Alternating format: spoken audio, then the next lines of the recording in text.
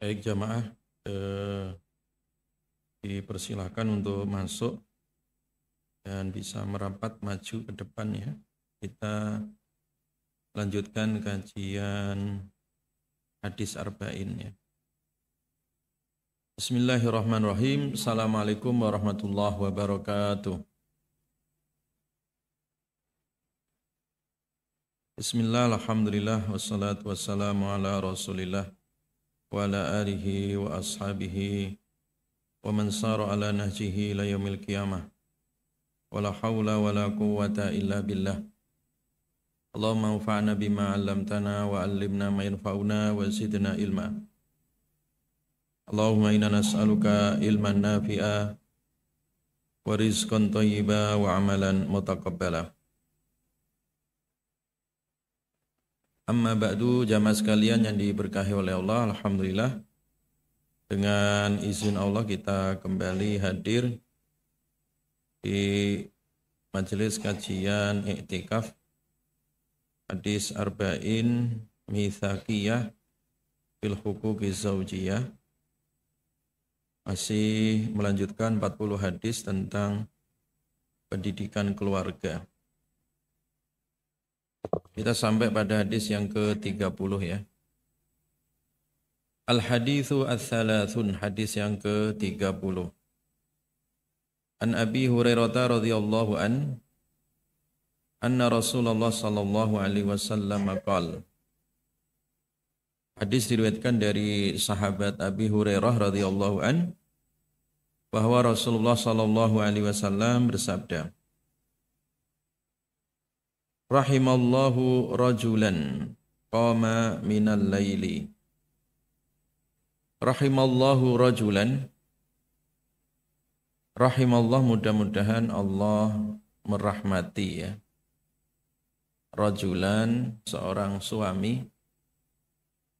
Qama, yang bangun ya. Minal laili, di sebagian malam ya. Jadi pas sebagian malam, entah tengah malam atau sepertiga malam ya, suami terbangun dari tidurnya. Fasalla, kemudian ia salat. Jadi bangunnya itu memang diniatkan untuk qiyamul lail ya, untuk apa? Ibadah malam ya. Bukan sekedar bangun karena kepingin ke kamar mandi misalkan ya, atau bangun hanya sekedar kepingin nonton sepak bola misalkan.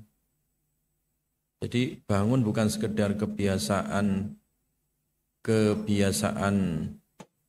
yang sifatnya aktivitas rutin, bukan ya, tapi bangunnya adalah untuk sholat malam. Fasalla, kemudian ia sholat. Jadi dia bangun, wudu, sholat.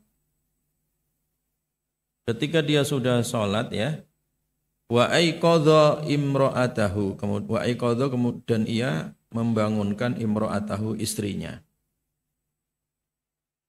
Kemudian setelah dia sholat, istrinya juga dibangunkan agar sholat juga ya. Nah, di dalam hadis ini salah satu kunci keharmonisan di dalam kehidupan rumah tangga supaya rumah tangganya itu adem, ayem, enggak banyak konflik ya. Keluarganya itu menjadi sakinah, mawaddah, warahmah ya. Bahagia dunia akhirat. Itu salah satu metode di dalam merawatnya adalah dengan sholat malam ya. Jadi membiasakan sholat malam ya. Sebagai suami ya, sebagai seorang pimpinan keluarga, itu harus terbiasa sholat malam. Tidak hanya sholat fardu saja, tapi di malam hari dibiasakan untuk tahajud ya. Walaupun hanya sekedar 2 rakaat. Jangan ditinggalkan, karena itu sebagai kunci keharmonisan di dalam keluarga. Tidak hanya dia sendiri yang tahajud, tapi juga istrinya dibangunkan gitu ya, anaknya dibangunkan ya. Wa aiqadha imra'atahu ya. Kemudian dia membangunkan istrinya, keluarganya, anaknya dibangunkan juga. Fa in abad, ketika abad tidak mau gitu ya, atau terasa berat untuk bangun, istrinya enggak mau bangun, nadhaha. Nadhaha maka ia mencipratkan air ya, diciprati air ya, fi wajhiha di wajahnya, alma'a air. Jadi kalau susah bangunnya, istrinya dibangunin susah itu mukanya dilap pakai air gitu ya, ditetesi air atau dicipratin pakai air gitu supaya ngantuknya atau bangun dari tidur ya, supaya tidurnya enggak terlalu lelap ya, supaya dia sadar ya bahwa malam ini diajak untuk sholat malam ya. Jadi kalau istrinya diajak bangun untuk sholat malam kemudian terasa berat, maka suami harus mencari cara ya bagaimana supaya istrinya bisa bangun. Entah mukanya dicipratin itu pakai air ya. Tapi kalau seandainya dicipratin pakai air malah tambah marah ya, dicari cara lain. Ya, dicari cara lain ya. Apa cara itu ya? Mungkin ya dicarilah cara-cara lain supaya istrinya terbangun ya. Misalkan kalau di kamar itu ada AC-nya, orang kalau tidur ada AC itu biasanya terlalu lelap, AC-nya matikan aja gitu. AC-nya dimatikan ya, supaya ruangan jadi panas, kalau panas nanti kan dia terbangun. Nah gitu, caranya seperti itu. Cari cara untuk membangunkan istri dan keluarga agar bisa terbangun di malam hari. Karena terbangun itu juga butuh metode ya, entah alarmnya dinyalakan HP-nya, atau tidur lebih awal ya, atau tidur tidak terlalu kekenyangan ya, supaya nanti bangun ya di tengah malam atau di sepertiga malam. Dan berdoa ya supaya dimudahkan oleh Allah untuk bisa tahajud ya. Itu yang pertama. Nah, kemudian yang berikutnya, rahimallahu imra'atan qamat minal lail. Rahimallahu, mudah-mudahan Allah merahmati imra'atan, seorang istri qamat yang bangun ya minal laili dari malam hari ya. Wasallat, dan kemudian ia salat. Jadi di sini kondisional ya. Kadang namanya kehidupan rumah tangga itu ya, yang bangun duluan itu kadang ya istri, kadang suaminya gitu ya. Maka yang paling duluan bangun itulah yang dia salat kemudian membangunkan gitu. Artinya di sini juga ada nilai ta'awun ya, saling kerjasama ya. Saling kerjasama untuk diajak di dalam kebaikan ya. Jadi jangan kerjasama hanya boros ngabisin uang ya. Kalau keluarga itu diajak jalan-jalan, pasti seneng ya. Besok kita jalan-jalan ya, keluar kota ya, kita healing. Tapi pesawatnya jam 2 malam, tetap aja bangun dia karena seneng gitu ya. Tapi kalau diajak tahajud kok agak susah. Nah ini makanya mindsetnya atau paradigma berpikirnya harus dirubah tadi ya. Jadi jangan kesenangan itu hanya sekedar kesenangan jalan-jalan, kuliner ya, makan-makan atau healing keluarga. Tidak dilarang sih itu ya. Cuman ada yang lebih penting, rutinitas yang harus dijaga, yaitu rutinitas untuk tahajud bersama ya. Jadi suaminya dan istrinya kalau bisa berjamaah ya, tahajud jamaah diprogramkan tiap malam. Anak-anaknya juga sama begitu ya. Kalau bisa keluarga itu tiap jam 3 malam bangun ya, kok bisa bertahajud bersama, itu dijamin pasti bahagia itu ya, keluarganya itu pasti bahagia ya.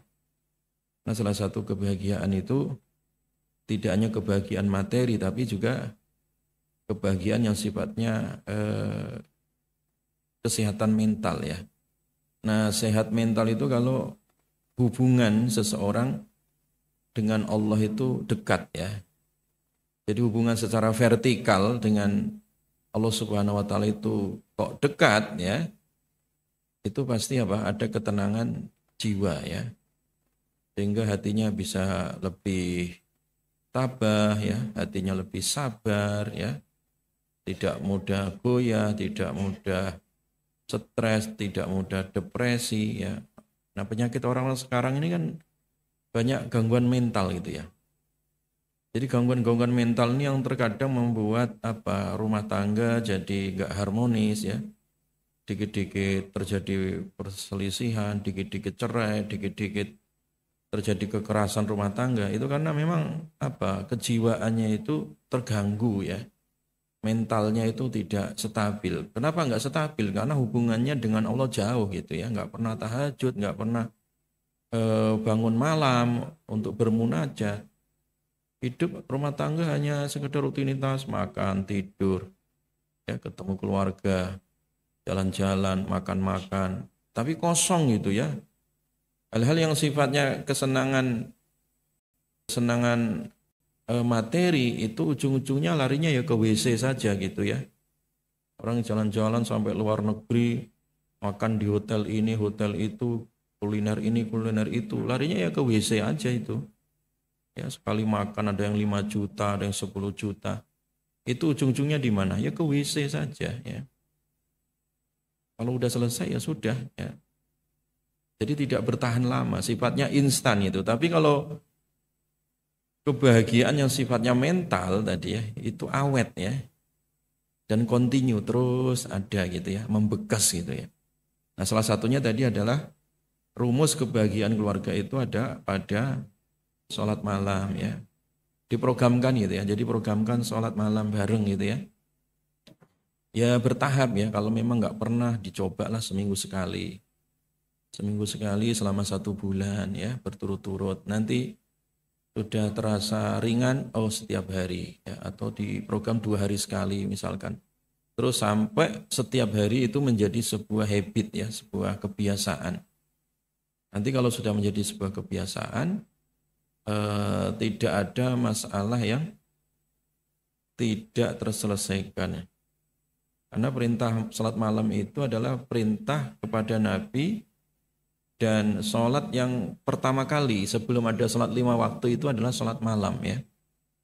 Jadi salat tahajud itu dulu diwajibkan ya oleh Allah untuk Nabi karena selama Nabi ya berada di Mekah menghadapi berbagai macam intimidasi ya, menghadapi tantangan yang begitu berat gitu ya, maka Nabi SAW diperintahkan untuk sholat tahajud ya. Jadi diperintahkan untuk sholat tahajud ya, dan Nabi diperintahkan untuk menjaga jarak antara lambung dan tempat tidur ya. Tatajafa junubuhum anil madaji ya. Jadi salah satu perilaku ya, kebiasaan baik itu adalah tadi tidak sepenuhnya di waktu malam itu untuk tidur, tapi tidur itu dijaraki ya, kasih jarak ya antara lambung dengan tempat tidurnya. Artinya ada waktu untuk bangun gitu, ada waktu untuk apa? Bangun ya. Jadi ada bangun karena itu adalah kebiasaan ya. Kebiasaan Rasulullah SAW ya. Dan tahajud itu adalah dulu sholat pertama wajib ya sebelum ada perintah sholat 5 waktu ya. Sebelum ada sholat 5 waktu ya. Jamaah sekalian diberkahi oleh Allah Subhanahu wa taala ya. Nah, keutamaan itu juga menjadi sarana agar kehidupan rumah tangga itu semakin harmonis ya, semakin harmonis ya. Jadi semakin harmonis dengan sholat tahajud ya. Wasallu wan nasu niyam ya. Tadkhulul jannata bisalam. Kamu sholatlah di saat manusia itu pada tidur ya. Ketika orang pada tidur ya, justru kita diperintahkan untuk bangun ya. Nah nanti itu akan diberikan salam ya. Tadkhulul jannah bisalam, masuk surga dengan penuh kedamaian ya. Nah surga itu ya di dunia dan juga nanti surga di akhirat. Surga di dunia itu ya karena kebahagiaan ya, tentram ya, harmonis di dalam rumah tangga, dan di akhirat nanti juga surga gimana keluarga seluruhnya itu dipertemukan kembali oleh Allah Subhanahu wa taala. Karena itu adalah kebiasaan orang-orang saleh terdahulu, alaikum biqiyamil lail fa innahu da'bus sholihin qablakum. Dan ternyata salat tahajud ini juga kebiasaan para nabi dan para rasul terdahulu ya, orang-orang saleh terdahulu ya. Fa innahu da'bus sholihin, yaitu kebiasaan orang-orang saleh qablakum, sebelum kalian ya. Sebelum kalian ya. Wa inna qiyamal laili qurbatun ilallah, karena kalau salat malam itu takarrub, mendekatnya dengan Allah itu lebih dekat ya. Jadi dekat itu. Wa manhatun anil itsmi, dan juga sebagai sarana untuk mencuci dosa. Wa takfirun lisayyi'at, dan untuk menghapus ya keburukan. Ya, wa matradatun lidda anil jasad, dan juga untuk kesehatan ya, mengusir toksin-toksin ya dalam tubuh manusia. Toksin-toksin racun dalam akal pikirannya itu bisa dibersihkan dengan tahajud ya, bisa dibersihkan dengan apa? Salat malam ya. Jelas ya Mak ya. Jadi itu salah satu rumus di dalam kebahagiaan keluarga itu adalah ada pada kekompakan anggota keluarga untuk tahajud. Kemudian hadis yang berikutnya, al-haditsu al-wahid wa thalathun. Hadis yang ke-31, an Aisyah radhiyallahu anha. Dari Bunda Aisyah radhiyallahu anha, istri Nabi sallallahu alaihi wasallam, annaha su'ilat. Sesungguhnya Ibunda Aisyah ditanya. Ibunda Aisyah ditanya.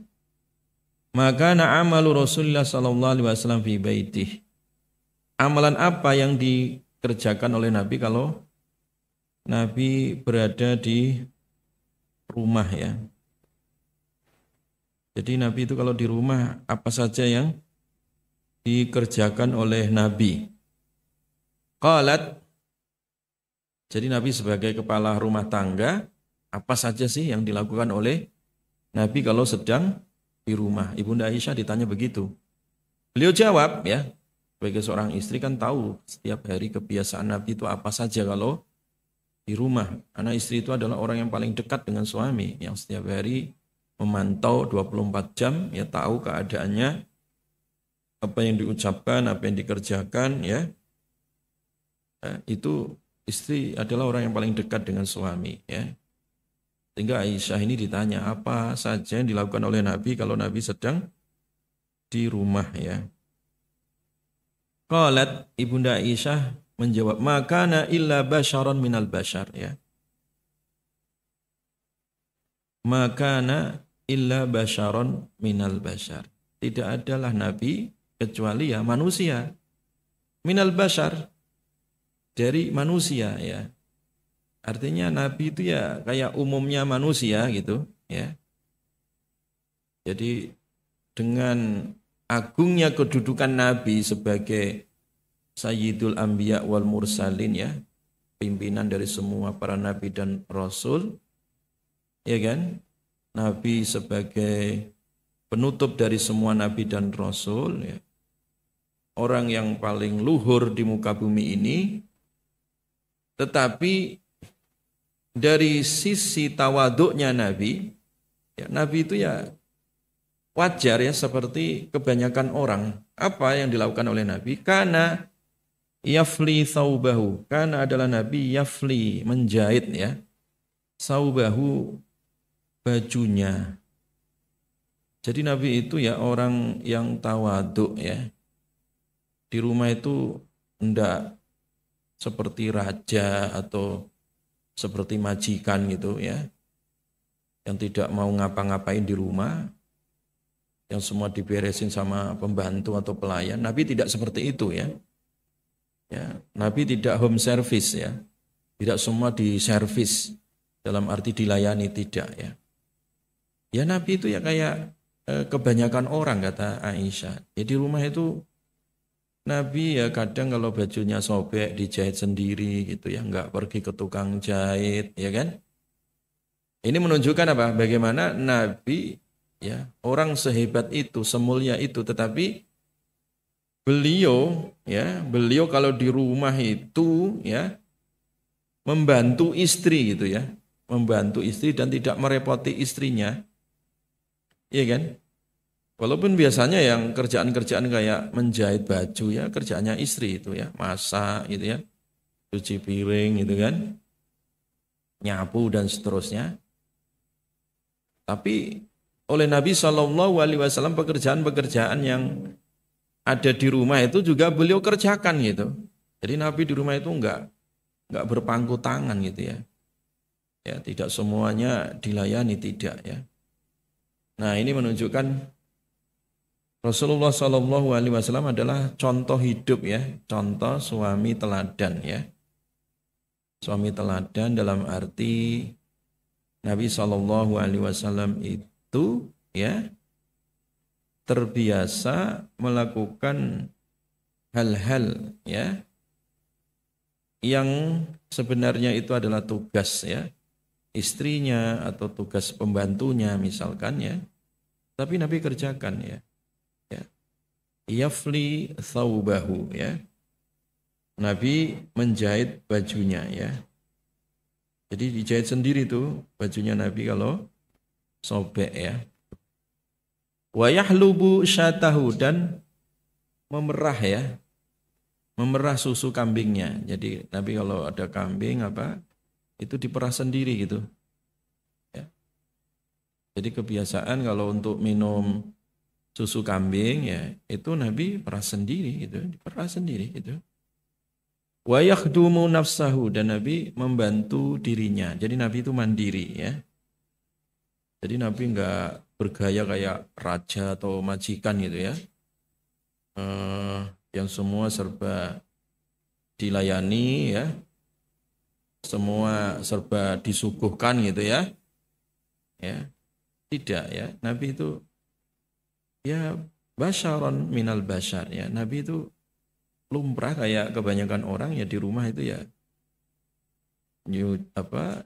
jahit baju atau membersihkan baju ya atau kadang merah sendiri kemudian membantu dirinya sendiri ya. Nah ini menunjukkan Nabi itu adalah orang yang tawadhu ya, orang yang tawadhu dan orang yang responsif gitu ya.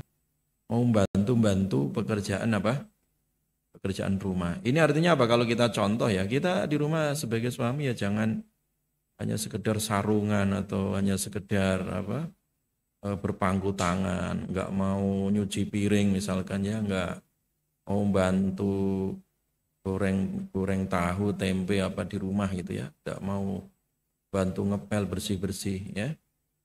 Jadi kalau kita sempat ya biasa aja gitu di rumah nyapu, di rumah ngepel ya, di rumah nyuci piring. Kan laki-laki Ustadz nanti menurunkan derajat laki-laki. Enggak, siapa bilang ya. Justru malah laki-laki seperti itu contoh laki-laki yang sayang keluarga gitu ya. Ya. Jadi tidak tabu melakukan hal-hal yang seperti itu. Walaupun itu kebanyakan masyarakat adalah biasa dikerjakan oleh siapa? Istri ya. Suami masak ya biasa aja gitu ya. Jangan kemudian merasa nanti derajatnya turun di hadapan istri. Enggak, justru malah semakin harmonis itu. Saling bekerja sama, saling juga bantu-membantu ya di dalam urusan pekerjaan rumah. Demikian juga ajarkan anak-anak ya. Anak-anak sekarang ini karena di rumah itu ada pembantu home service ya. Itu anak-anak sekarang ya udah usia sampai perguruan tinggi itu nggak ngerti caranya masak gitu ya. Nggak ngerti cara cuci piring, nggak ngerti ngepel rumah, nggak ngerti dirinya. Karena semua sejak bayi ya sampai perguruan tinggi dibantu oleh bibi di rumah ya, pembantunya ada 5 dan 6. Jadi itu racun, itu malah membuat mati ya kemandirian sang anak gitu ya. Jadi walaupun di rumah ada pembantu itu tidak semuanya totalitas dikerjakan pembantu. Ya anak juga dilibatkan. Ya misalkan bibinya lagi cuci piring, anaknya bantu nak, itu bibi dibantu gitu kan. Dibantu ya. Jangan kemudian malah memanfaatkan pembantu itu untuk diforsir tenaganya gitu ya. Sehingga apa? Kita di rumah nggak ngapa-ngapain karena semua dilayanin. Akhirnya yang terjadi itu apa? Ya manja. Kalau anak itu akhirnya jadi anak yang manja, anak yang nggak mandiri. Nanti kalau suatu saat ya tidak ada pembantu ya, apalagi musim-musim lebaran kayak gini, pembantu pada pulang kampung, itu pusing itu ya, karena nggak terbiasa mandiri. Nah Nabi SAW mengajarkan tadi ya bagaimana kebiasaan ngurus rumah ya, mulai sampai kerawat baju, jahit baju, merah ya, sampai Nabi bersih-bersih atau Nabi SAW ya membantu dirinya sendiri ya. Nah di dalam riwayat yang lain jamaah sekalian di kitab Syama'il juga dijelaskan ya tentang bagaimana Nabi SAW itu kalau di rumah itu membagi waktu menjadi 3 ya. Menjadi salah satu ajiza ya. Salah satu ajiza itu Nabi kalau di rumah waktunya dibagi 3. Juz'un li rabbihi. Jadi Nabi itu kalau di rumah ada satu waktu untuk Allah ya. Jadi Nabi di rumah itu ya sholat sunnah, baca Quran, zikir. Nah itu tetap dijaga hubungan vertikal dengan Allah tadi ya. Termasuk tahajud malam itu di rumah Nabi itu ya. Juz'un li rabbihi. Satu waktu untuk Allah. Nah yang kedua, wa juz'un li ahlihi ya. Yang kedua itu adalah waktu untuk keluarga. Waktu untuk keluarga itu tadi bantu-bantu keluarga. Ya, ini tadi contohnya Nabi. Bantu keluarga, jahitin baju, merah susu kambing tadi ya. Itu bantu-bantu keluarga ya. Dan waktu untuk keluarga ya, waktu untuk keluarga disediakan oleh Nabi SAW. Karena salah satu canda kebiasaan, canda yang berpahala itu kalau kita sedang bercengkrama, bercanda dengan keluarga, anak, istri itu berpahala. Walaupun kelihatannya main-main ya, anaknya lagi mainan Lego, kita ikut nimbrung di situ sebagai ayah ya. Atau anaknya lagi nulis gambar ya, ketimbang mainan HP terus diberikan permainan-permainan edukatif yang alternatif gitu ya. Jadi orang tua jadi contoh ya. Kalau di depan anak jangan megang HP terus ya, nanti anak malah kepingin mainan HP terus. Nah, jadi orang tua interaksi dengan anak tadi dengan cara ya, bermain atau bercanda, bergurau atau apa melakukan hal-hal bersama gitu.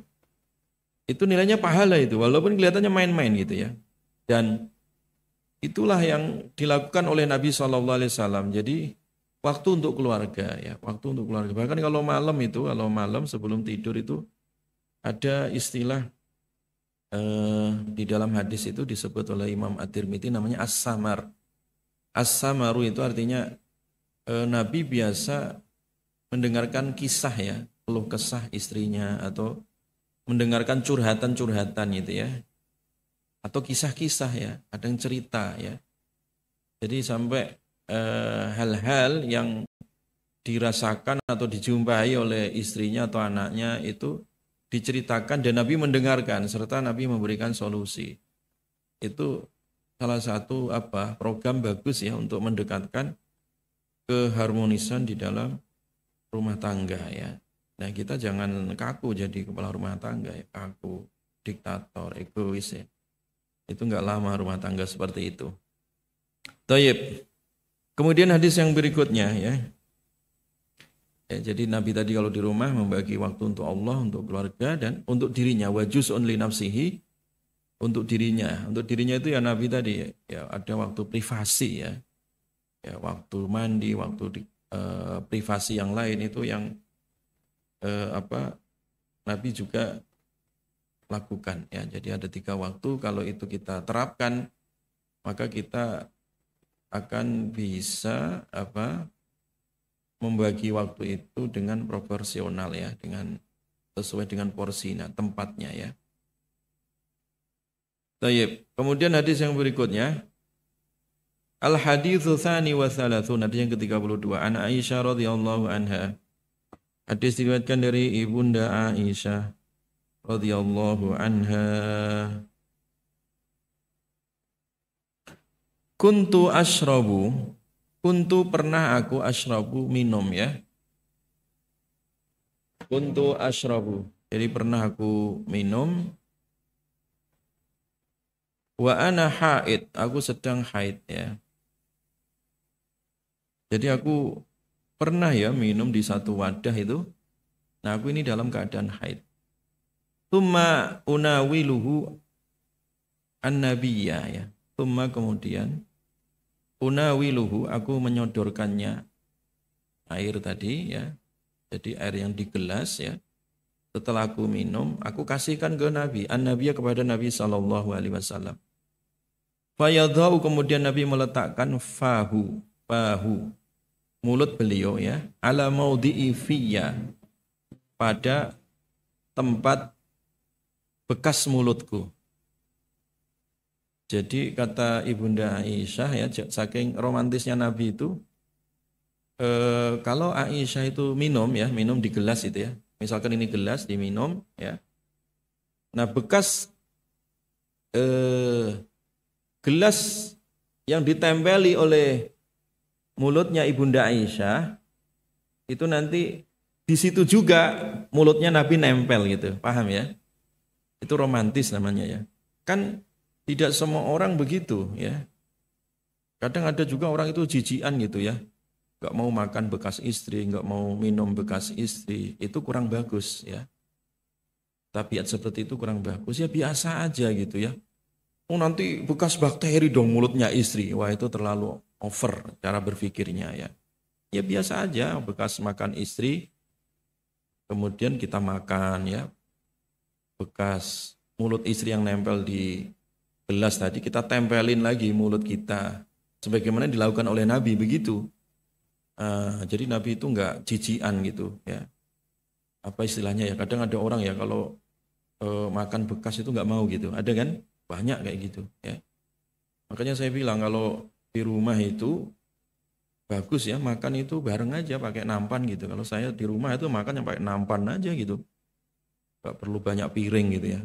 Makan pakai nampan aja. Jadi anak istri makan bareng aja gitu. Jadi misalkan buka puasa atau sahur satu nampan aja gitu. Satu nampan, istrinya makan, anaknya makan. Oh nanti jijik Ustadz, nggak ada jijik-jijikan gitu. Dilatih begitu ya. Nanti kena virus, kena bakteri, enggak. Buktinya saya enggak mati kok ya, masih hidup ya. Jadi enggak usah jijik-jijikan gitu ya, bekas istri, bekas anak gitu ya. Ya biasa aja dimakan, kalau enggak habis makan aja gitu ya. Nah itu ternyata ya sunnah Nabi begitu, sunnah Nabi itu begitu ya. Kan ada orang itu harus eksklusif gitu ya, tampilan hidangan makan harus sendoknya aja diatur, nggak boleh tergeletak ini nih. Kadang terlalu over orang itu ya. Ya kelihatannya sih bagus tapi kan nggak harmonis gitu ya. Jadi justru dengan makan berjamaah itu jadi harmonis ya. Berjamaah itu jadi apa ya? Kompak gitu. Kalau nggak ada selera itu kalau saya pribadi malah seneng gitu. Jadi melihat orang makan akhirnya kita juga tertarik ikut makan gitu ya. Nah ternyata ya pola atau cara seperti ini bagus yang diajarkan oleh Nabi. Tadi Nabi itu yang pertama tadi karena melihat istrinya dalam keadaan haid ya. Ini Nabi bagaimana cara merawat perasaan istri gitu ya. Dulu orang Arab itu ya paling jijian terhadap perempuan kalau sedang haid. Itu budaya jeleknya jahiliyah gitu. Makanya orang-orang jahiliyah dulu kalau ada di rumah, ada anak perempuan yang sedang haid, atau ada istrinya yang sedang haid, itu nggak boleh tidur di rumah, tidak boleh kumpul di rumah. Dia harus tinggal di luar rumah. Itu budaya jahiliyah. Dan ini juga budaya Yahudi ya di Madinah dulu ya. Nah, Nabi itu ingin menghapus ya budaya-budaya seperti itu ya, yang membuat kesenjangan antar keluarga itu ditolak oleh Nabi dengan cara ini ya, walaupun istrinya dalam keadaan haid jangan merasa jijik gitu ya, jangan merasa jijik ya. Jijik dalam apa tadi? Dalam masalah urusan minum tadi.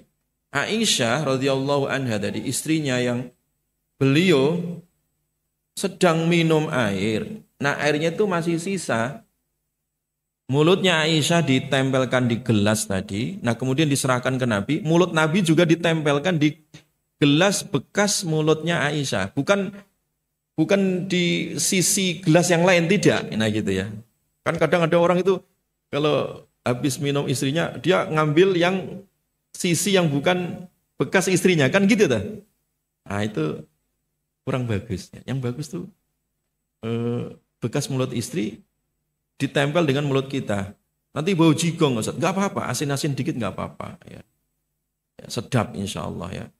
Nggak ada masalah ya, nggak ada masalah. Dibiasakan begitu ya. Jangan jijian ya.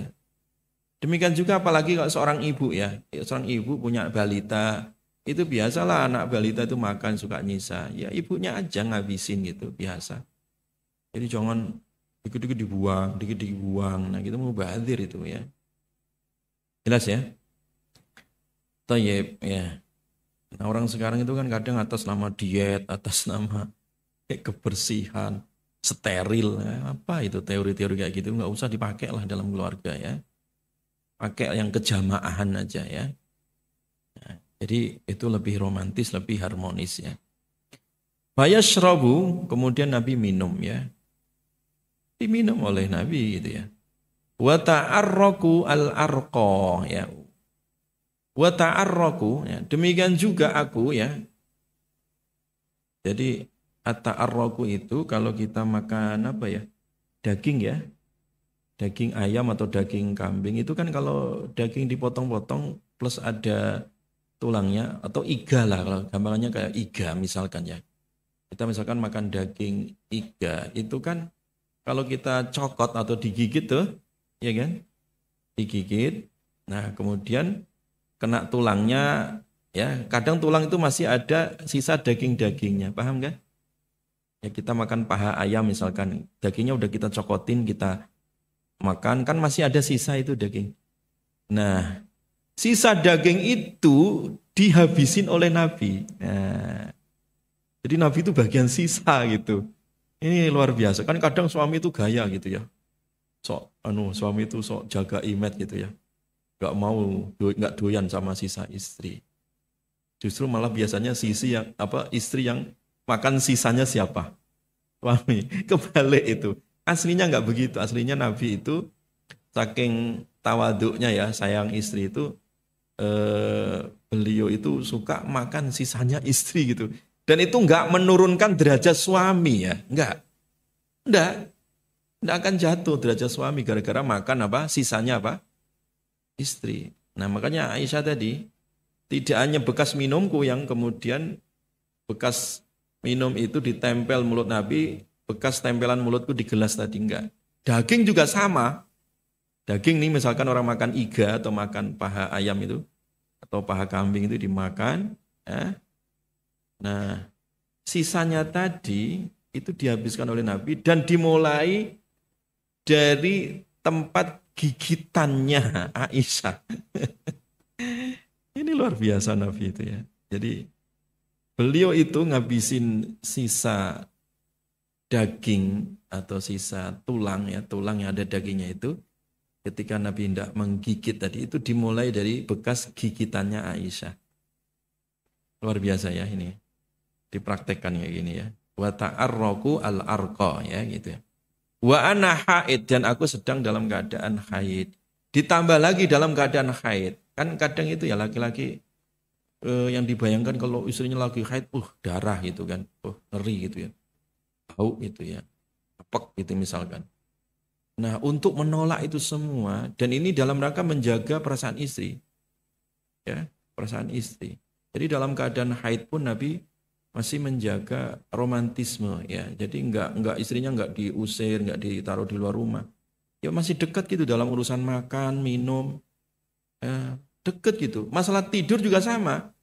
Jangan kemudian istrinya sedang haid tidurnya dipisah. Ya, ranjangnya dipisah, enggak perlu gitu. Satu ranjang aja, yang penting enggak diapa-apain yang bagian itu ya. Yang lainnya bebas gitu ya.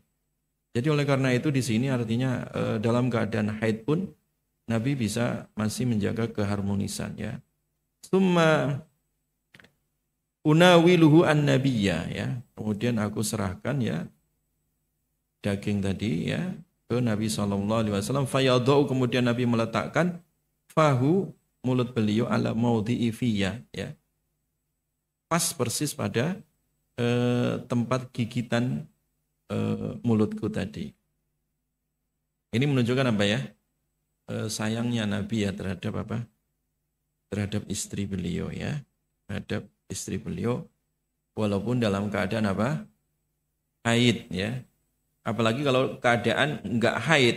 Nah, kenapa kok Nabi lakukan dalam keadaan haid tadi? Karena biasanya kalau istri atau perempuan itu sedang haid itu perasaannya lagi sensitif ya. Secara mental, secara psikologis itu sensitif. Sensitif apa? Karena memang ada gangguan ya, gangguan metabolisme tubuhnya yang lagi nyeri, kan kadang panas ya. Namanya orang haid itu kan kadang perutnya sakit, kadang kepalanya pusing ya kan. Kadang ada demam-demam gitu kan, ada nyeri-nyeri. Ini kan perasaan terganggu juga. Nah, Nabi itu bisa merangkul ya perasaan-perasaan yang terganggu karena memang ada gangguan fisik tadi, itu bisa diminimalisir oleh Nabi, diminimalkan gitu ya, supaya tidak membengkak ya dan tidak tersinggung ya istrinya ya. Ini cara Nabi. Al-haditsu ats-tsalits wa tsalasun, hadis yang ke-33. Wa an Ammar bin Yasir radhiyallahu an Rasulillah sallallahu alaihi wasallam. Hadis dari Ammar bin Yasir radhiyallahu an. Dari Rasulullah sallallahu alaihi wasallam. Salah satun la yadkhulunal jannah ya.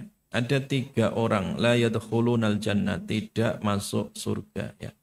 Tidak mereka masuk surga. Ada 3 orang nih, catat ya. Abadan ya, selamanya ya.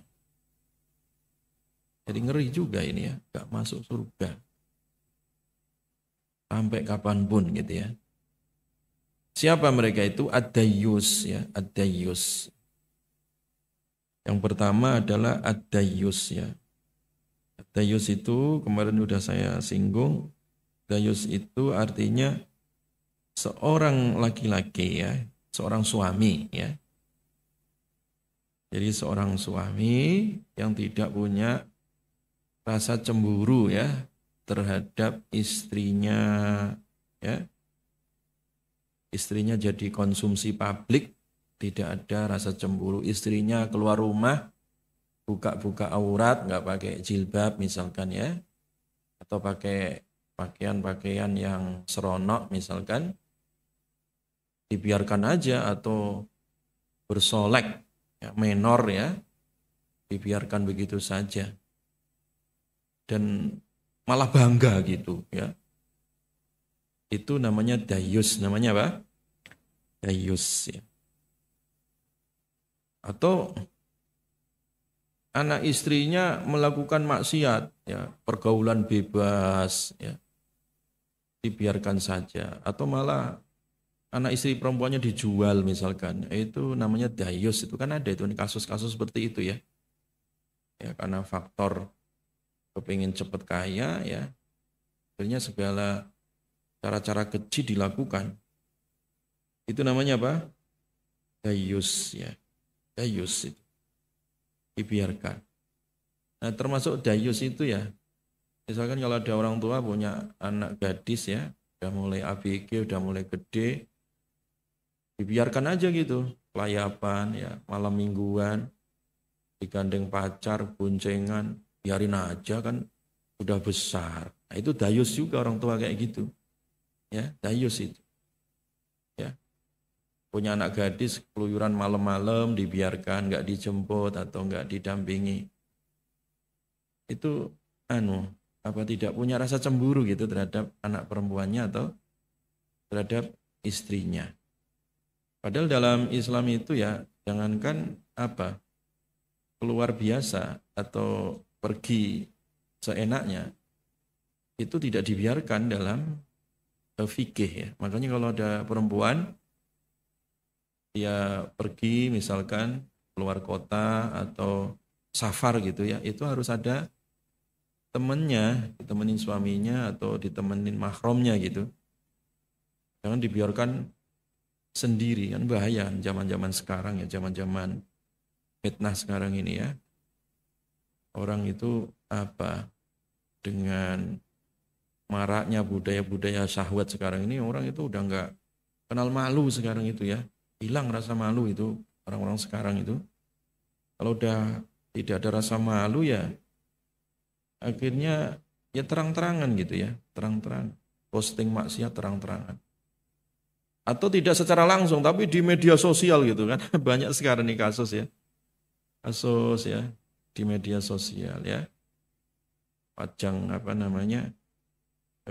kecantikan atau buka-buka aurat ya. Joget-joget ya, apalagi joget-joget sekarang dijadikan penghasilan ya. Bahkan di Sukabumi itu ada satu kampung joget, kampung TikTok namanya ya, kampung Satbor ya. Itu kan dayus itu. Jadi artinya joget-joget tapi malah dijadikan online untuk cari duit. Pengemis online namanya gitu. Itu enggak ada harga diri ya. Harusnya malu gitu ya, harusnya malu. Malah jadi kebanggaan gitu ya. Itu dayus masuk ya. Jadi dayus itu artinya orang udah nggak punya rasa malu gitu, nggak punya rasa malu, ya, mengumbar aurat, ya, tidak punya rasa cemburu kalau anak gadisnya atau istrinya gitu kan melakukan hal-hal yang keji, yang nggak pantas itu, ya, itu dayus masuk ya. Maka oleh karena itu kalau punya anak perempuan, punya istri, ayo sejak kecil ya anak-anak perempuannya itu dilatih pakai jilbab ya. Nanti kalau udah gede supaya biasa menutup aurat ya, biasa menutup aurat. Baik. Jadi tidak masuk surga dayus itu kata Nabi SAW. Kemudian yang berikutnya yang tidak masuk surga lagi itu selain yang pertama tadi dayus, yang kedua adalah perempuan yang berlagak laki ya. Ya. Warrajilatu minan nisa ya. Ar-rajilah ya. Ar-rajilah itu bahasa kita namanya tomboy gitu, perempuan tapi lagak kayak laki gitu. Kan ada juga kan ya. Ada laki yang berlagak perempuan, ada perempuan yang berlagak laki. Itu apa bahasa Indonesianya? Tomboy. Atau istilah apalah ya. Yang jelas adalah warrajilatu minan nisa ya. Perempuan yang bergaya laki-laki atau sebaliknya ya. Sebaliknya itu artinya apa? Laki-laki yang bergaya perempuan, Pincong. Nah kalau bahasa kampusnya namanya LGBT. Nah gitu. Jadi LGBT itu gak bisa masuk surga ya. Gak bisa masuk surga. Ya, makanya hati-hati ya. Kan sekarang ini kan kasus-kasus LGBT itu dibela dunia, apalagi Australia, apalagi negara-negara barat ya, Eropa itu mereka diberikan hak ya dan bahkan eh, dilegalkan gitu ya, dilegalkan ya. Bahkan pernikahan LGBT itu mendapat legalitas dari negara ya. Karena memang mereka tidak punya Tuhan ya, tidak beragama. Tapi dalam Islam LGBT ini ya, penyimpangan fitrah ya, laki berlagak perempuan, perempuan berlagak laki. Ya kan? Itu penyimpangan fitrah, bukan bawaan lahir. Kan kadang orang itu kan sekarang transgender itu kan yang ngakunya apa? Panggilan jiwa katanya. Kata siapa itu mah? Panggilan setan ya. Jadi tidak ada orang panggilan jiwa atau fitrah manusia itu terlahir transgender atau LGBT itu nggak ada. Laki ya laki, perempuan adalah apa? Perempuan gitu. Fitrahnya begitu. Jangan kemudian dioplos itu, dicampur aduk jadi LGBT, ini bahaya. Ya. Makanya tidak masuk surga kata Nabi ya. LGBT itu tidak masuk surga. Ya. Wa mudbinul khamr ya. Dan orang yang melanggengkan atau kecanduan khamr ya. Nah, khamr ini maksudnya tidak hanya apa topi miring atau minuman keras ya. Tapi sekarang lebih bahaya lagi narkoba. Nah itu. Walaupun bentuknya enggak cair ya, berupa pil atau berupa apa ya, jarum suntik atau apalah istilahnya itu narkoba lah ya. Itu masuk dalam khamr ya, bahkan lebih daripada sekedar khamr. Jadi orang kecanduan narkoba ini juga enggak masuk surga kata Nabi ya. Ya. Qalu, mereka menjawab, ya Rasulullah, amma mudbinul khamr. Wahai Rasulullah, adapun orang yang kecanduan khamr, faqad arafnahu, sungguh kami mengetahuinya. Kalau orang kecanduan khamr, kami pahamlah ya Rasulullah ya. Fama dayyus, apa itu dayyus tadi? Qala, Nabi jawab ya sallallahu alaihi wasallam, alladzi la yubali man dakhala ala ahli. Alladzi la yubali yaitu seorang suami, suami itu laki-laki atau seorang wali ya. Wali itu bisa apa? Kalau seorang enggak punya bapak, dia punya Pak D, punya kakek, itu walinya ya. Pokoknya yang ada di rumah keluarga situ sebagai laki-laki, entah kakak kandungnya itu juga bisa jadi wali. Kita sebagai laki-laki, ya, orang sebagai laki-laki tadi, entah suami, entah kakak, entah Pak D, entah kakek dan seterusnya ya. La yubali, tidak peduli. Man terhadap orang dakhala yang masuk ala ahli atas keluarganya. Jadi artinya dayus itu tadi ya, seorang suami atau seorang laki-laki ya yang ada di keluarga itu tidak punya rasa cemburu terhadap istrinya atau anak perempuannya gitu ya. Dibiarkan aja gitu ya. Dibiarkan.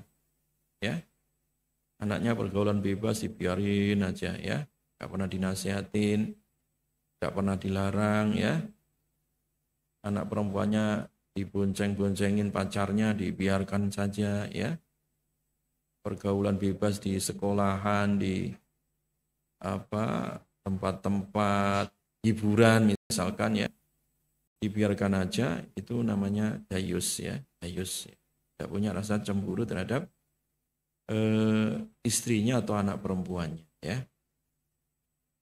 Tidak punya rasa cemburu artinya tidak peduli gitu ya, tidak peduli terhadap agamanya, pendidikannya, tidak peduli sholatnya, itu dayus ya. Gak punya tanggung jawab diri. Nah itu sebagai seorang apa? Suami, itu dayus namanya. Tayyib. Kemudian kulna fama ar-rajilatu minan nisa. Ya Rasulullah, apa yang dimaksud dengan perempuan yang berlagak laki-laki? Qala, Nabi jawab, allati tashabbaha birrijal, yaitu perempuan yang menyerupai laki-laki. Jadi perempuan menyerupai laki-laki itu haram dalam Islam ya. Atau sebaliknya laki-laki nyerupain apa? Perempuan. Dari sisi apa? Pertama dari sisi pakaian misalkan ya. Kalau di kita adat orang Indonesia ya janganlah laki-laki dikasih rok gitu ya. Jangan sejak kecil. Itu enggak pantas. Itu rok itu pakaian perempuan. Perempuan juga sama. Jangan dikasih pakaian laki-laki gitu. ya, nyerupain. Nah, kemudian perangai juga, ya, karakter perangai, ya. Kemudian gaya, ya, gaya bicara, gaya jalan atau gaya perilakunya nyerupain, ya, atau tomboy tadi, perempuan nyerupain laki nyerupain perempuan. Itu dilaknat, ya. Karena apa? Itu akan menyebabkan penyimpangan fitrah. Atau bahasa kampusnya tadi jadi LGBT. Nanti kalau LGBT itu mengancam ketahanan rumah tangga. Repot itu. Makanya sekarang ini kasus-kasus HIV atau kasus-kasus apa ya, penularan gitu ya, penyakit-penyakit menular, ya, itu disebabkan karena tadi penyimpangan apa tadi? Fitrah dan pergaulan, ya. Orang suka jajan bebas itu bahaya itu, ya. Istrinya jadi korban, ya, keluarganya jadi korban, ya. Wa fi riwayatin, dan riwayat yang lain, an Abdullah bin Umar radhiyallahu anna Rasulullah sallallahu alaihi wasallam qala, salah satun, 3 perkara, riwayat yang lain ini, ya, la yanzurullah, Allah tidak mau melihat, ya, ilaihim kepada mereka yaumal qiyamah, besok pada hari kiamat. Di dalam riwayat yang lain itu ada 3 orang yang besok pada hari kiamat itu dibiarkan, dicuekin oleh Allah, ya, gak diurus, ya, diterlantarkan, ya, di padang mahsyar nanti. Yang pertama adalah al-aqu liwalidayhi. Al-aqu yaitu orang yang durhaka liwalidayhi kepada kedua orang tuanya. Wal mar'atu al-mutarajjilatu. Wal mar'atu dan perempuan al-mutarajjilatu yang menyerupai laki, ya. Wa dayyusu dan dayyus, ya. Dayyus, ya. Wa salasatun la yadkhulunal jannah, dan 3 perkara, ya, 3 orang yang tidak masuk surga. La yadkhulunal jannah. Al-aqu liwalidayhi, orang yang durhaka pada orang tuanya. Wal mudminu alal khamri, orang yang kecanduan khamr. Wal mannanu, dan orang yang suka mengungkit-ungkit bima a'ta, terhadap apa yang dia berikan, ya. Jadi ini contoh-contoh orang yang enggak masuk surga, ya. Orang yang enggak masuk surga tadi orang yang durhaka, ya, sama orang tua, kecanduan khamr, ya. Ini khamr ini memang, ya, penyakit sejak dulu, ya, sampai sekarang, ya. Bahkan apa, ya, namanya khamr itu, ya. Khamr itu atau minuman keras atau narkoba, ya, dan sejenisnya itu yang membuat kecanduan itu memang apa, ya, sudah menggurita gitu, ya, di masyarakat, ya. Bahkan saya pernah diskusi itu dengan teman-teman di DPR RI, ya, di Senayan situ, ya. Saya dengan teman-teman diundang itu di badan legislasi. Itu ada satu badan, ya, kalau mau memproduksi undang-undang itu kan ada di badan legislasinya, ya. Diskusi, salah satu diskusinya itu adalah masalah minol, ya, masalah alkohol, ya, minuman yang beralkohol itu. Itu juga kadang apa, ya, mereka nggak tegas, ya, nggak tegas mengatakan itu haram gitu, ya, atau dilarang. Diksi yang dipakai itu bukan haram atau dilarang, tapi apa? Dikendalikan gitu. Dikendalikan. Jadi cara milih kata-katanya kenapa dikendalikan? Karena ternyata filosofinya kalau dikendalikan itu minuman-minuman keras itu karena mereka juga banyak pemain gitu, ya, mereka mengimpor ekspor minuman keras ini kan duit isinya itu. Iya, salah satu bisnis yang atau bisnis hitam yang itu menjanjikan ini kan masalah khamr. Sampai kalau orang-orang misalkan ke Singapura atau ke barat itu salah satunya kan bawanya kan khamr itu di bandara-bandara yang mahal-mahal itu, ya. Iya, itu memang apa, ya, susah itu. Istilahnya dikendalikan karena ternyata kalau itu di tempat-tempat bar atau di hotel-hotel berbintang itu kan legal gitu. Yang ditangkepin kan warungnya Mang Udin pinggir jalan itu yang ditangkepin polisi itu. Nah, itu istilah dikendalikan ternyata. Kenapa enggak diharamkan? Nah, inilah, ya, belum berani, ya. Pertimbangannya itu masih pertimbangan pragmatis.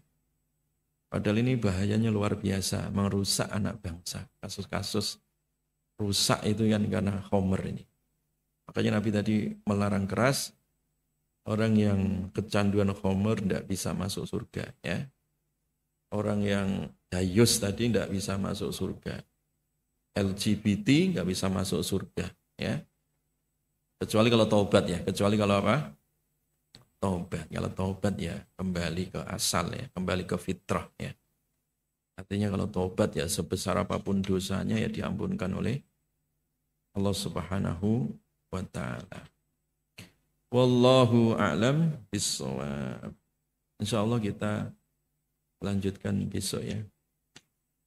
Besok tinggal terakhir, ya. Malam berapa besok? 29. Kemudian besok atau besoknya lagi, ya. Nah, lebaran itu, puasa itu kebanyakan 29 hari biasanya, ya. Kalau nanti hilal belum kelihatan baru 30 hari. Tapi rata-rata itu puasa itu Ramadan itu rata-rata 29 hari. Jarang yang 30 hari itu jarang. Ada sih. Kalau memang hilalnya enggak kelihatan itu biasanya disempurnakan menjadi berapa? 30 hari. Tapi biasanya kalau udah 29 hari hilal kelihatan biasanya, ya. Tapi kita nunggu, ya, nunggu berita pemerintah. Tapi insya Allah besok kita selesaikan, ya. Besok kita selesaikan, kita khatamkan, masih ada beberapa hadis lagi. Baik. Cukup, ya? Ada pertanyaan atau? Iya, silakan. Iya.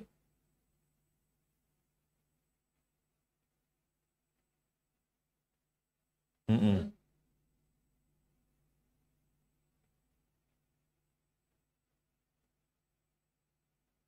Iya. Bagaimana mengatasi konflik, ya, di dalam rumah tangga? Yang pertama, ya, kalau terjadi konflik, maka yang pertama dilakukan adalah islah, ya. Islah itu damai, ya. Fa aslihu kata Allah, ya. Jadi islah itu artinya ada keinginan baik, ya, untuk damai, ya. Karena kalau udah nggak ada keinginan baik untuk damai, mau pakai sejuta ahli pun nggak akan bisa apa? Damai, ya. Jadi yang pertama itu ada keinginan baik, ya. Itu namanya islah, ya, islah. Atau dalam bahasa fikihnya namanya al-islah, islah dzatul bain atau islahu dzatil bain, ya. Mendamaikan dua orang atau lebih, ya, entah dalam lingkup keluarga atau yang lainnya, untuk apa? Bersalaman, ya, berdamai, ya. Jadi itu yang pertama, ya. Jadi ada keinginan baik untuk apa tadi? Berdamai. Nah, untuk mendamaikan ini, ya, itu butuh pendekatan-pendekatan, ya. Nah, pendekatan yang paling afdol itu adalah pendekatan dari hati ke hati.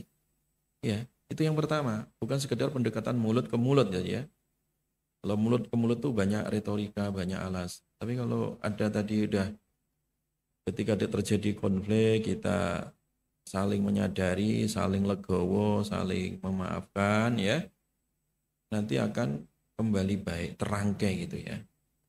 Itu yang pertama. Itu tentunya berangkat dari niat yang baik tadi, ya. Nah, yang kedua bisa melalui mediasi, ya. Kalau terjadi konflik keluarga bisa melalui mediasi. Tetapi yang afdal tadi itu selesaikan dulu secara internal, ya. Misalkan kalau ada suami istri konflik, ya, konflik masalah pekerjaan, ya, konflik masalah ekonomi, konflik masalah selera, konflik masalah anak, ya, ngurus anak, konflik kadang suami itu loh, kadang di jalan, ya, sambil nyetir itu berantem sama istri itu.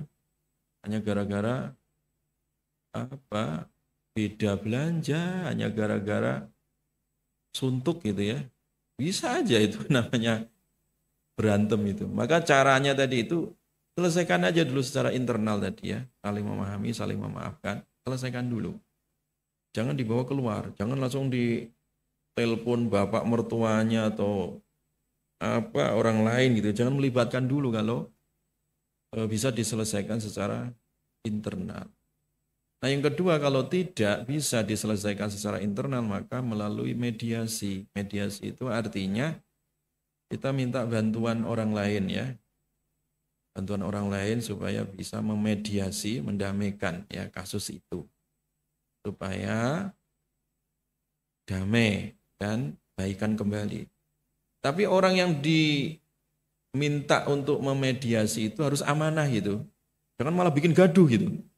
Ya ketika dia melibatkan orang tua atau mertua malah tambah gaduh. Mediasi itu bisa melalui apa? Ya orang yang terpercaya gitu. Iya. Misalkan melalui apa ulama atau kiai yang terpercaya ya, bukan yang predator ya. Ya, jadi yang terpercaya. Ya. Sama kayak kasusnya ketika Nabi ya, ketika Nabi SAW mendengar tentang rumah tangganya Abu Darda ya. Abu Darda itu masalahnya itu bukan masalah ekonomi, bukan masalah kemaksiatan, bukan. Justru masalahnya itu terlalu rajin ibadahnya Abu Darda itu. Abu Darda itu kalau siang puasa terus, kalau malam ba'da isya sampai subuh sholat terus. Istrinya nganggur masalahnya gitu. Itu masalah. Jadi Nabi mendamaikannya dengan cara apa? Melalui sahabatnya Abu Darda. Nah, jadi sahabatnya Abu Darda itu dikirim oleh Nabi, yaitu Salman, dikirim oleh Nabi untuk menemui Abu Darda. Jadi Nabi nggak langsung nasihati Abu Darda. Yang Nabi melalui siapa? Justru sahabatnya Salman. Karena terkadang sahabat itu sangat berpengaruh ya untuk menasihatin gitu. Dinasihatin itu Abu Darda oleh Salman, ati kulladhi haqqin haqqa. Berikan yang hak itu sesuai yang berhak. Ya, istrimu itu punya hak, ya kamu juga punya hak untuk istirahat ya. Jadi artinya kita tidak boleh terlalu ekstrim menforsir diri gitu ya. Nah itu caranya ya. Jadi melalui mediasi ya. Nah kemudian yang ketiga ya. Jadi setelah tadi islah damai dilakukan secara internal, kemudian yang kedua ada mediasi. Nah yang ketiga itu melalui doa ya, melalui doa. Jadi berdoa karena hati itu dipegang oleh Allah ya. Ya. Makanya Nabi mengajarkan Allahumma alif ya baina qulubina. Ya Allah, lunakkan di antara hati kami. Ya. Karena kalau kita ini mau nyewa 1000 pengacara pun ya, itu nggak bisa melunakkan hati seseorang yang sedang konflik, nggak bisa. Ya. Tidak bisa. Yang bisa melunakkan hati yang sedang konflik itu siapa? Allah. Makanya Allah memerintahkan dan Nabi memerintahkan supaya apa? Kita berdoa. Allahumma alif baina qulubina. Doanya itu ya. Allahumma apa? Alif baina qulubina wa aslih dzata bainina. Ya Allah, lunakkan hati kami dan damaikan perselisihan di antara kami, ya kan? Jadi urusan hati itu susah, walaupun misalkan kabinet bersatu, ya enggak satu juga, itu ya konflik di dalamnya itu juga. Atau misalkan dalam satu kantor atau apa saja, itu rawan konflik manusia itu, karena manusia itu punya sifat iri, dengki, dendam, ya kan? Ria, pamer, flexing, penyakitan semua itu yang menyebabkan rawan konflik. Makanya kita minta hati kita itu dipegang oleh Allah, didamaikan, dilunakkan ya sehingga saling legowo, saling mengalah tadi. Nah yang kedua apa pertanyaannya? Untuk mencari pasangan itu ya kemarin sudah kita jelaskan. Yang pertama standarnya ya adalah agama. Ya, standarnya adalah apa? Agama. Agamanya baik gitu ya. Adapun urusan nanti cantik, ganteng, nasab, iya kan? Harta itu nomor sekian ya. Silahkan kalau ada, tapi kalau nggak ada minimal yang paling utama dan pertama adalah agama. Agama itu indikatornya apa? Misalkan yang paling sederhana orangnya sholat, nah gitu, menjaga sholat 5 waktu. Walaupun belum seperti ustadz atau ustadzah yang sudah bisa baca kitab, hafal Quran. Ya syukur kalau dapat, kalau enggak kan enggak semua seperti itu. Yang penting sholatnya udah bagus, tertib, sholat, ya puasanya. Jadi rukun Islam rukun imannya itu terpenuhi, ya kan? Rukun imannya dia tidak ateis misalkan. Kan banyak nih sekarang anak-anak ateis tuh ya, nggak percaya Tuhan. Banyak ini, ya. Nya Coki Pardede itu ya, nggak percaya Tuhan. Ya, sebenarnya sekarang ini diskusi-diskusi di podcast anak-anak muda ini ngori sekali ya. Mereka mencoba untuk nggak percaya terhadap Tuhan. Nggak liberal, nggak ateis, nggak komunis ya. Nggak liberalis ya. Itu secara fikroh ya. Nah, jadi pilihlah yang agamanya baik ya. Pola pikirnya juga baik ya. Itu yang pertama ya. Dan syukur-syukur kalau dia tabiatnya baik. Ini tabiat juga penting ya. Tabiat itu penting karena tabiat itu kadang nggak berubah ya. Walaupun kadang itu agamanya tinggi, terkadang tabiat itu masih hidup. Tabiat itu kadang masih ada yang namanya manusia itu. Memang betul agama dan keilmuan itu bisa merubah tabiat. Tapi tabiat itu ada dua. Yang pertama adalah as-sajiyah. Tabiat bawaan. Bawaannya temperamen ini orang. Bawaannya pelit ini orang. Ya. Bawaannya itu orang cuek. Itu ada sajiyah namanya.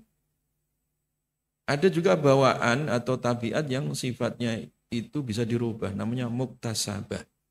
Bisa dirubah, ya bisa dirubah, ya bisa dirubah. Ya. Nah tabiat itu kadang juga pengaruh lingkungan, ya kasar, bahasanya kasar. Ya, karena memang lingkungan gitu, misalkan dia orang pesisir gitu ya, ya itu kasar biasanya orang-orang pesisir. Atau terkadang kultur satu daerah ya, ini orang Sunda, ini orang Jawa, ini orang Batak, orang Medan itu juga punya kultur. Ya. Itu juga pengaruh dari lingkungan sekitar. Dan semua itu bisa dirubah ya. Bisa dirubah ya.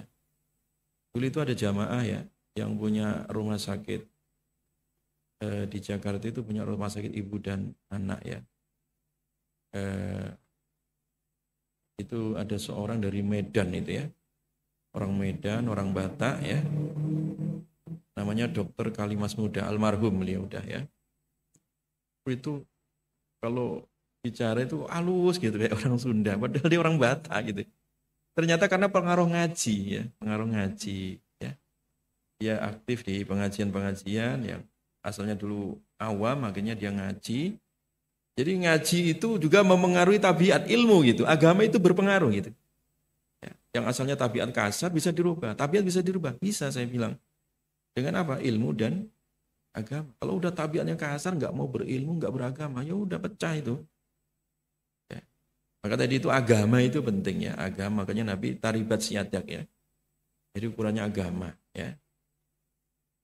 Jadi agama itu apa ya? Orang yang misalkan wajahnya nggak terlalu cantik ya, karena akhlaknya manis itu kesan. Nah gitu. Manusia itu kan kalau kita interaksi itu ada dua jamaah ya. Ada pesan, ada kesan gitu ya. Orang cantik nih, bahasanya santun, itu kesan dan pesannya orangnya baik. Cantik judes, kesannya apa? Wih kejam orang, nah gitu toh. Jelek wajah tapi orangnya santun. Jadi manis itu, hitam manis gitu. Nah, jadi itu ilmu komunikasi itu begitu ya. Makanya penting tadi ya, agama itu yang bisa mengkomunikasikan di antara kesenjangan tadi itu ya. Jelas ya? Nah, ada lagi pertanyaan? Cukup ya? Oh iya, monggo Pak ya. Silakan Pak.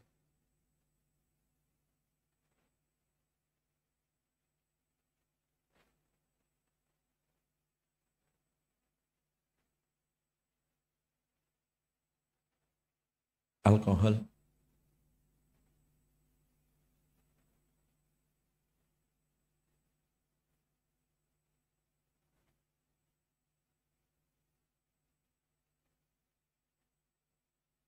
Iya, alkohol ya, tentang minuman beralkohol ya. Jadi minuman beralkohol itu kan minuman yang apa istilah di kita itu namanya minuman yang apa? Memabukkan ya. Nah, alkohol itu kan bisa didapat dari anggur ya. Anggur itu halal, Pak. Tapi nanti kalau dibuat jadi alkohol itu yang haram karena memabukkan ya kan. Sampai beras pun, sampai minuman Korea yang sekarang anak-anak muda itu apa namanya itu? So, soju atau apa? Soju. Nah, itu juga kan dari apa itu beralkohol juga ya. Jadi alkohol itu memang memabukkan ya. Alkohol itu memang apa? Memabukkan. Kalau itu nanti dijadikan sebuah minuman, ya kan, banyak maupun sedikit itu apa namanya? Hukumnya apa? Hukumnya haram ya, hukumnya apa? Haram. Jadi hindarilah alkohol ya. Hindarilah apa? Alkohol dalam makanan maupun apa? Minuman ya. Dalam makanan maupun apa? Minuman itu hukumnya menjadi apa? Haram ya. Jadi setiap khamr itu mengandung apa? Alkohol. Tapi juga ada istilah ya. Memang kalau khamr itu sudah pasti apa? Mengandung apa? Alkohol. Tapi tidak semua alkohol itu dikategorikan apa? Khamr. Nah ini butuh paham orang kimia Pak kalau ini ya. Jadi memang kaedahnya itu minuman khamr itu pasti mengandung apa? Alkohol. Tapi tidak semua alkohol itu dikategorikan sebagai apa?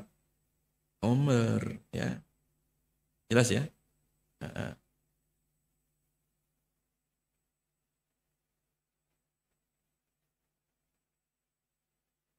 Minuman apa contohnya Pak yang ada alkoholnya? Eh?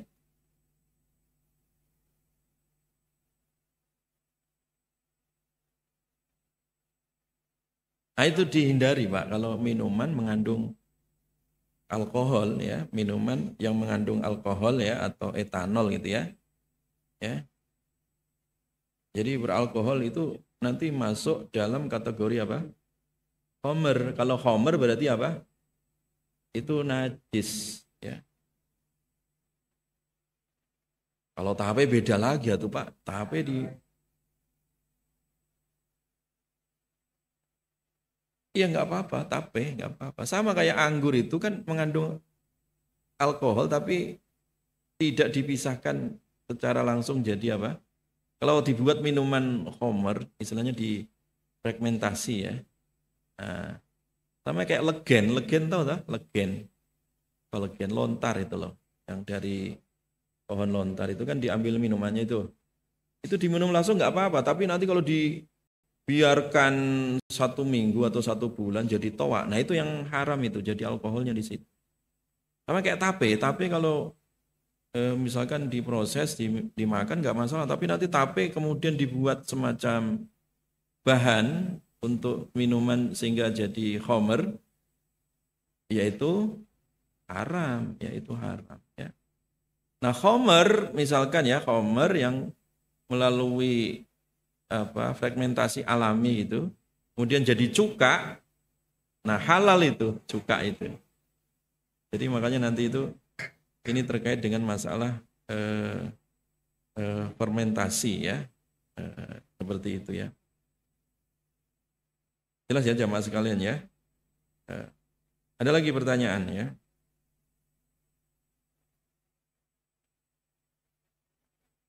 Sama dengan alkohol yang ada di obat-obatan itu ya. Jadi penggunaan apa? Alkohol, etanol dalam industri obat itu kan ya. Khususnya obat batuk itu. Khususnya apa? Obat batuk itu ya. Itu banyak juga ya yang apa? Mengandung apa tadi? Alkohol ya. Tapi itu ya ada badan yang khusus mengontrol sih ya. Jadi ketika penggunaannya itu bukan untuk darurat ya, darurat. Kadang obat batuk itu juga ada yang mengandung narkoba. Jadi kalau kadang ya batuk kalau susah diatasi itu kadang dikasih di obat batuk itu apa namanya itu ya obat keras ya mengandung narkoba itu langsung sembuh itu. Tapi kalau bisa dihindari ya obat-obat seperti itu ya yang mengandung etanol, alkohol atau mengandung apa bahan keras atau narkoba itu, kecuali kalau memang untuk darurat ya. Nah, penggunaan narkoba itu kan sebenarnya kalau di dunia medis dibolehkan kalau untuk hal-hal yang sifatnya kayak bius ya, membius, orang mau sesar itu kan dibius pakai narkoba, itu pakai apa? Nah, itu dibolehkan karena untuk apa? Darurat. Yang dilarang itu kan ketika penyalahgunaan, karena akan berdampak kepada apa? Kecanduan tadi, ya. Jelas ya. Termasuk kosmetik juga. Nah, itu juga hati-hati juga ya bahan-bahannya. Jadi penggunaan untuk kosmetik, kemudian obat-obatan, minuman, ya makanan, ya itu memang dikembalikan tadi ya kepada hukum awalnya ya, karena itu mengandung apa homer misalkan, nah itu yang diharamkan ya. Jelas ya. Ada lagi pertanyaan jemaah sekalian?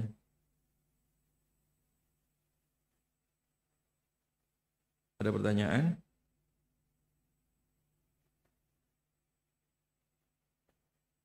Oke, monggo. Jadi kaidahnya apa tadi? Kalau minuman keras itu pasti apa? Mengandung apa? Alkohol. Tapi tidak semua alkohol tadi itu dikategorikan dalam apa tadi? Homer ya. Tapi kalau tadi minuman keras yang otomatis dia mengandung alkohol itu najis hukumnya. Hukumnya apa tadi? Najis ya. Jelas ya. Jadi oleh karena itu ya, kalau dia bukan untuk apa, jadi makanya kalau alkohol itu pasti apa, minuman keras itu udah pasti mengandung apa? Alkohol ya. Tapi tidak semua alkohol itu mengandung atau dipakai untuk apa? Homer ya. Nah, alkohol itu ya ada kalanya itu apa? Digunakan untuk misalkan ya kayak apa, minyak wangi gitu ya. Itu enggak apa-apa itu kalau alkohol dipakai untuk minyak wangi atau dipakai untuk apa namanya itu, membersihkan antibakteri, itu enggak apa-apa itu. Asal jangan diminum aja, mati nanti kalau diminum itu. Ya. Jelas ya? Heeh. Wallahu a'lam bishawab. Subhanakallahumma bihamdika asyhadu an la ilaha illa anta astaghfiruka wa atubu ilaik. Assalamualaikum warahmatullahi wabarakatuh.